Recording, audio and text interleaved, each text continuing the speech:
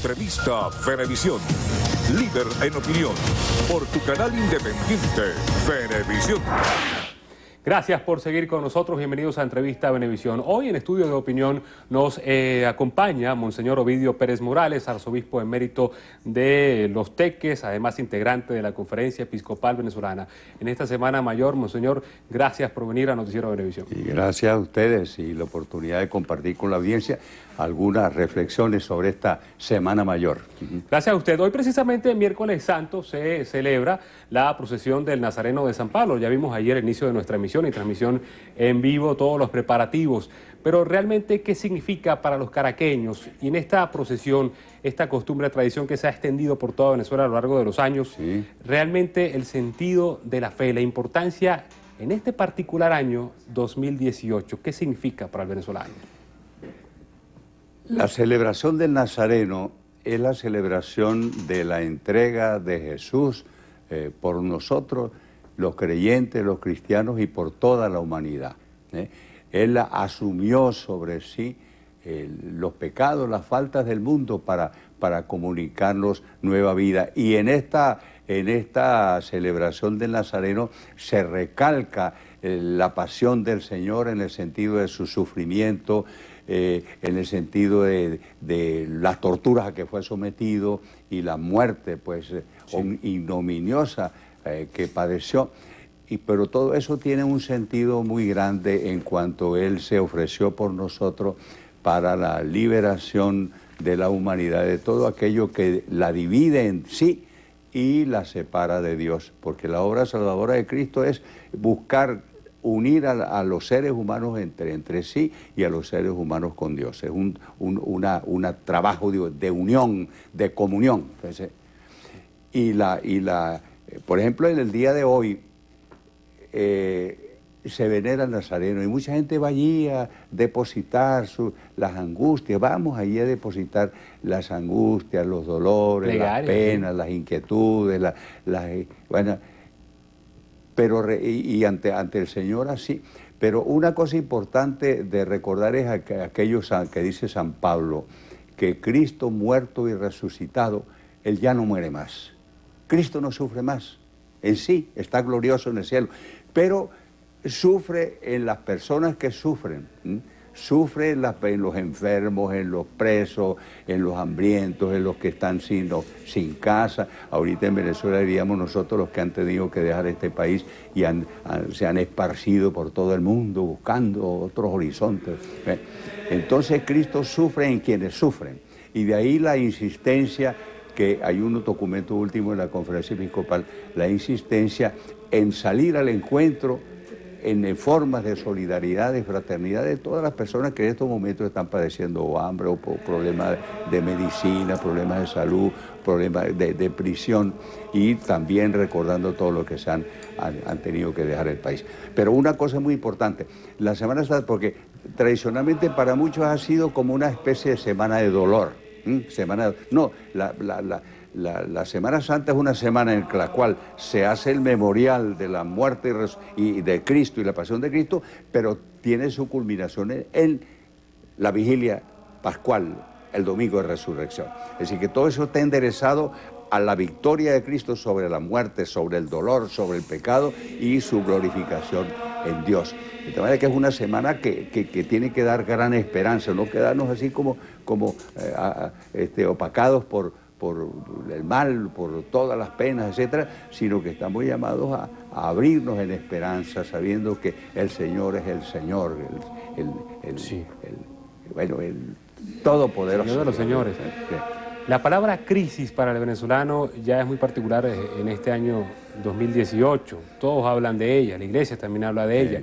Pero precisamente eso le pregunto, ¿se ha perdido la fe este venezolano que sigue esta procesión, esta conmemoración en todas las iglesias del país, no solamente en la Basílica de Santa Teresa? ¿Se ha perdido la fe? ¿Se mantiene la fe? Ese es el mensaje, llevar de luego de todo el sufrimiento, celebrar la resurrección de Cristo, es el mensaje. Sí. Sobre esto de la crisis de fe, indudablemente estamos nosotros a nivel planetario, en una situación de nuevos escenarios. se habla de un cambio epocal, que quiere decir un cambio en profundidad, tecnológico, económico, social, cultural, etc. Ahora, en medio de una circunstancia de esta, pues el creyente está desafiado cómo creer en este nuevo escenario de tipo global, de tipo planetario, y después cada uno en su propia región. Y también, naturalmente, hay toda una serie de cosas nuevas que tienden a consolar al ser humano solamente y a satisfacer la necesidad del ser humano solamente en algunos aspectos, pero no en todos los aspectos. Y yo digo en el aspecto ético y en el aspecto espiritual. Muchas veces puede haber un gran progreso técnico y un gran progreso material, pero una gran pobreza espiritual. Entonces, el asunto está cómo la Iglesia se renueva a sí misma para salir al encuentro en estos nuevos escenarios y fortalecer la fe de los creyentes y ser ella una luz también para el mundo en general. Pero aquí en Venezuela, en estos momentos, tenemos nosotros motivos de alegrarnos, como estas expresiones de religiosidad popular, que es como la inserción de la fe en una determinada cultura, en la cultura venezolana. Y tenemos expresiones de esta religiosidad popular en muchas formas. El nazareno, aquí el nazareno en Achagua, sí, la divina pastora, toda una serie de expresiones que reúnen muchísima gente. Ahora el asunto está en ver cómo esa religiosidad se puede ahondar en la fe y se puede ahondar en la expresión de la fe. Por ejemplo, cómo el culto nazareno, de una solidaridad con el Señor que está representado allí, doliente, cómo eso se traduce en ver al Señor en los demás, en los que sufren en este momento de hambre, de tantas cosas. El inventario es muy sobrecogedor y muy grave. ¿Cómo descubrirlo? Por eso el episcopado, la directiva de la Conferencia Episcopal, ha hecho un comunicado ahorita en estos mismos días del 19 de marzo, precisamente invitando a expresar la solidaridad con los más necesitados, con toda esta variedad de necesitados, y cómo el culto al Señor se vea también en cierto sentido, entre comillas, en culto al ser humano, especialmente el más necesitado. ¿De qué manera? Vamos a eso, porque hay un comunicado de la Conferencia Episcopal, sí, de alerta de la situación de hambre en Venezuela. ¿Cómo ofrendar entonces en esta Semana Mayor? Propiciando a nivel, concretamente de la Iglesia, a nivel de las parroquias, de las diócesis y a nivel nacional, obras o actividades de solidaridad. Por ejemplo, se habla de que el domingo de resurrección se puede hacer unas ollas en las parroquias, en las comunidades pequeñas, una olla comunitaria, digamos, que sea como un compartir fraterno.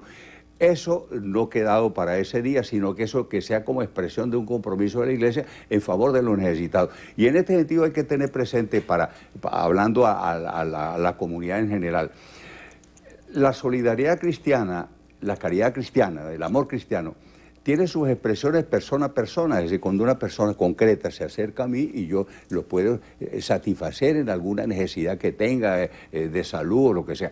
Pero hay que ver también que eso lo plantea el Señor en espacios más amplios. Y veo yo, por ejemplo, la forma en que en la política eso se puede traducir con políticas sanitarias, con políticas alimentarias, con políticas carcelarias, etc. De que no hay que ver la solidaridad solamente en el plano persona a persona, sino hay que verlo con respecto a lo institucional, a lo estructural, a lo social en general. Y en este sentido hay desafíos muy grandes. Y la Iglesia pues trata de brindar su colaboración en la solución de los problemas, y en esa línea pues Cáritas está desarrollando toda una serie de programas de asistencia social, la educación de la Iglesia, programas de promoción social. Pero es necesario que los miembros de la Iglesia tomen conciencia de que tienen que expresar también en el campo de lo político, en el campo de lo estructural, en el campo nacional, esta preocupación del Señor, podemos así hablar de preocupación por el Señor, o esta opción por los más necesitados. Monseñor, ¿y cómo expresar eso cuando hay algunas expresiones de voceros del gobierno que critican algunas vocerías en esta Semana Mayor, evitar no politizar o que llaman a no politizar el discurso en esta Semana Mayor? Algunos hacen mención también a la ley contra el odio. ¿Qué opina usted de ello? Exactamente. Yo he oído esas cosas y he visto algunas cosas en ese. Yo diría que una forma de responderse a sí mismo y de responder a esta invitación o reclamos es acudir a un texto del Evangelio que para mí ha sido sumamente inspirador, que es el texto del Evangelio de San Mateo, el capítulo 25, versículos 31 al 46. Capítulo 25, versículos 31 al 46, donde San Mateo pone en boca del mismo Señor, las palabras del juicio final. Aparece el Señor ahí como el rey que viene a juzgar a todos, y entonces dice a unos, dice, bendito, vengan a mí, bendito de mi Padre, aléjense de mí. El criterio que pone ahí el Señor para los salvados, digamos, y para condenar, el criterio es el criterio de la solidaridad con el prójimo. Vengan a mí, bendito, porque tuve hambre, me diste comer, tuve sed, me diste beber, tuve preso, me visitaste enfermo y te preocupaste por mí. De verdad que el Señor pone como criterio del juicio final la solidaridad, el amor ejercido hacia los demás, especialmente a los más necesitados. Esto es bueno tenerlo presente cuando se habla de religión, porque a veces se dice, ¿por qué la iglesia está metiendo política? Muchas veces porque no se entiende cuál es la misión de la iglesia. La preocupación porque haya libertad, porque haya justicia, porque haya fraternidad, porque haya solidaridad, eso no es salirse de la iglesia de su campo, sino eso cumplir con Mateo 25, 31, 46. Una misión histórica. De preocuparse de la cuestión de si la gente come o no come, o si la gente, en fin, preocuparse del prójimo. Y el Señor, pero hay una cosa que dice el Señor allí, que es muy importante para no caer simplemente en una visión, llamémoslo así, horizontal o altruista, porque cada vez que lo hicieron ustedes o no lo hicieron, me lo hacían a mí. Es decir, que el Señor se pone en la persona del necesitado. De tal manera que eso cambia la visión del creyente, de no ver al otro simplemente, no digo ya como una cosa que no debe ser, sino como un ser neutro así, no, es el Señor que viene hacia mí, y viene hacia mí con un rostro muy concreto, y que puede caerme mal, pero tengo yo que hacer el esfuerzo como creyente de ver en el otro. Al fin y al cabo fuimos hechos imagen y semejanza de Dios, el otro es imagen y semejanza de Dios. Si nosotros tenemos eso presente, mira el comportamiento nuestro, no solamente en el campo político, en el campo familiar, en el campo social, en el campo cultural, cambia. Monseñor, año electoral 2018, elecciones presidenciales para el 20 de mayo junto con algunas legislativas. Una gran parte de la oposición decide no participar, el gobierno por supuesto va a participar. Existe una nueva propuesta de diálogo, aparentemente Puerto Rico, el diputado Luis Florido está haciendo algunas diligencias. ¿Qué opina la Iglesia? ¿Es posible un diálogo con estas condiciones para estas elecciones? ¿Se debe participar en estas elecciones presidenciales? Mira, el diálogo ya es una especie como de tornillo, ¿cómo se llama eso? De tornillo indefinido, ¿sí? Y ya se ha vuelto un poco cansona la cosa de tanto. Yo diría que si se quiere tener algo, llámese de conversaciones o negociaciones, pero el diálogo no hay que malgastar la palabra diálogo. El diálogo supone que yo me pongo en el pellejo de la persona con que estoy dialogando. Estoy dispuesto a escuchar, estoy dispuesto a aportar, estoy dispuesto a corregir. ¿Es eso lo que sucede con estos fulanos, llamados así diálogos, que se ha perdido tanto tiempo y ha causado tanta desilusión en muchas personas? La postura de la conferencia es, en un documento, tenemos entendido, es el llamado a la no participación en estas elecciones. No ha habido un llamado formal, sino simple, se ha dicho lo siguiente, de las condiciones que tienen que darse. Y hay una condición ahí que pone el episcopado y en la cual ha martillado mucho, es que la Asamblea Nacional Constituyente tiene que ser diluida, eliminada, tiene que prescindirse de ella, porque tiene unas pretensiones que eso va contra la Constitución abiertamente, pero también contra elementales principios de respeto y de la dignidad humana, porque la Asamblea Nacional Constituyente se considera ella poder originario, poder constituyente, que puede en el ámbito legislativo, judicial, a decidir todo, prácticamente lo pone a uno en manos de la Constitución. En esas condiciones no se debería participar, según la conferencia. En unas condiciones de eso, la primera condición de que debería pedir para unas elecciones sería la eliminación de la Asamblea Nacional Constituyente, porque la Asamblea Constituyente, fíjese que está hecha aún para perdurar después de las elecciones, puede perfectamente inutilizar cualquier resultado electoral.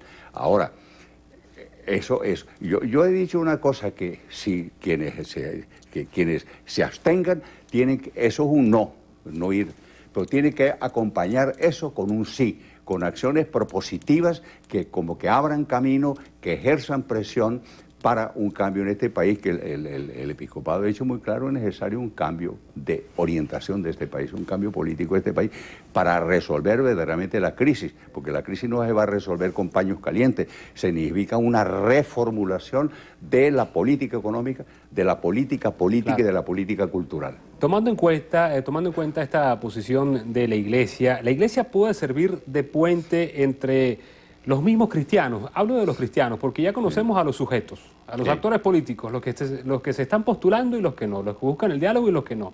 Hay diferencias y muchas veces hasta odio entre hermanos cristianos. ¿Es posible renovar la fe ya como mensaje final en esta Semana Santa, tomando en cuenta toda esta situación? Mire, la Iglesia como definición de sí misma y como misión del Señor está puesta en el mundo como un signo e instrumento de la unidad, de la unión, de la comunión que Dios quiere entre los seres humanos y con Dios. ¿Qué tiene que hacer la Iglesia? Cumplir con esa tarea y ser factor, qué sé yo, de unión, de compartir, de fraternidad. Y yo lamento aquí en Venezuela que por el sector gubernamental a la conferencia episcopal se la tenga marginada. Nosotros pudiéramos servir mucho en estas situaciones de crisis para lograr que se abran caminos. ¿Hacia dónde? Hacia un país donde los entendamos los rojos, los amarillos, los verdes, los grises, los blancos, los negros y todo eso. Donde sea un país polifónico, con muchas voces, muchos sonidos, para una gran melodía, o un país con multicolor, con muchos colores, pero a veces se quiere una sociedad en la cual hay un solo color, una manera de pensar, una manera de eso no puede ser. Fíjense que nosotros los humanos tenemos huellas digitales y tenemos un código genético. Somos iguales, pero somos distintos. Entonces, el arte de la democracia es conjugar la diversidad, el pluralismo, con la unión en cuestiones fundamentales.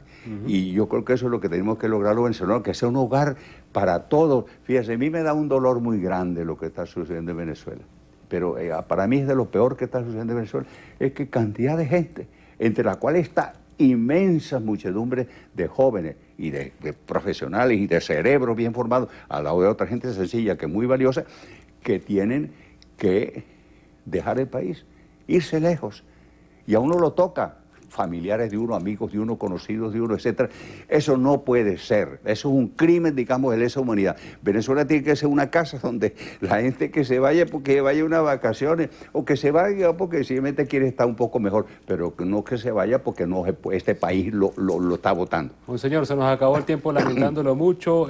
Para cerrar, la bendición a todos acá en estudio, los que le ven en Venezuela y fuera de nuestra frontera. Mire, yo esta bendición que quisiera que vaya en primer lugar a ti y a los que están en este momento aquí en esta emisora, los que trabajan aquí, que vaya a los hermanos en la fe, que vaya a todos los venezolanos, sin distinción de ningún tipo y sin distinción política, también religiosa, a todos los hermanos. Y pienso yo aquí en los hermanos cristianos no católicos, en los no cristianos, en los que no creen, también, porque ellos son queridos de Dios. A todos que el Señor nos bendiga y los bendiga y que nos permita avanzar en este camino de la unión y de la fraternidad. Amén. Monseñor Ovidio Pérez Morales, arzobispo emérito de Los Teques, además miembro de la Conferencia Episcopal Venezolana, gracias por estar en Entrevista a Venevisión. Milagros.